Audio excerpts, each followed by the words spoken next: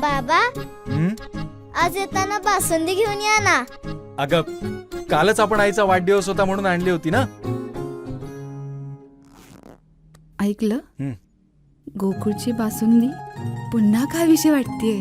खरं सांगू, मलाही खावीशी वाटतेय. पुन्हा पुन्हा खावीशी वाटणारी गोकुळ बासुंदी. देशभरातील गोभक्त, संत समाज आणि सजग नागरिकांच्या वतीनं सुरू असलेल्या गोसन्मान आव्हान अभियान अंतर्गत भारताचे राष्ट्रपती, पंतप्रधान आणि राज्यपाल, मुख्यमंत्री यांना महत्त्वपूर्ण निवेदन तहसील दोडामार्ग यांच्यामार्फत सादर करण्यात आलं.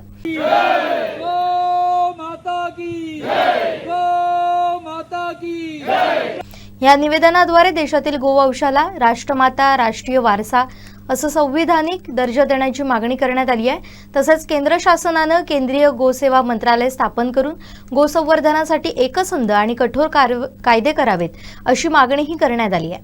निवेदनात आत्मनिर्भर भारत संकल्पना गो आधारित नैसर्गिक शेतीशिवाय अपूर्ण असल्याचं नमूद करत गो आधारित शेतीला प्रोत्साहन देण्यावर भर देण्यात आला आहे. आपलं कार्यालय सोडून ते गोष्टीवरून समाजातल्या काही घटक जे राष्ट्रासाठी आणि समाजासाठी, धर्मासाठी तन मन धनपूर्वक काम करत आहेत, अशांची दखल घेऊन ते स्वतः आमच्याबरोबर बाहेर कार्यालयाच्या बाहेर निवेदन स्वीकारण्यासाठी आले. त्याबद्दल मी त्यांचं मनपूर्वक पहिल्यांदा आभार व्यक्त करतो. पहिल्यांदाच आम्हाला असा हा अनुभव आपण दिल्याबद्दल त्याचं सर्वात महत्त्वाचं.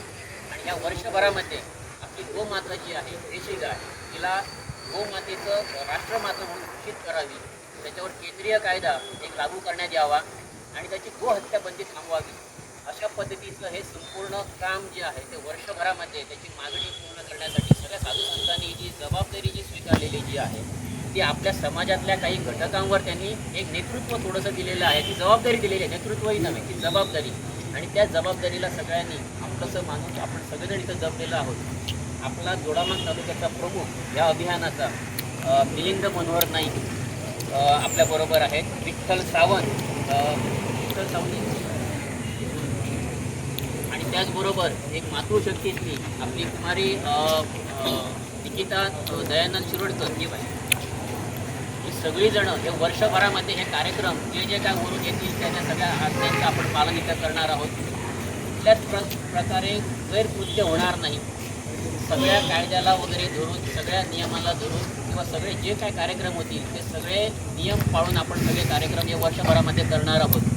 पण आज हे निवेदन देत असताना आम्हाला सगळ्यांना आनंद होत आहे की आज खरं म्हणजे साधू संतांचं काम असतं की आशीर्वाद घेणं. आणि त्यामुळे हा भाग त्यांनी उचलून धरल्याबद्दल आम्ही त्यांची खरं म्हणजे आम्ही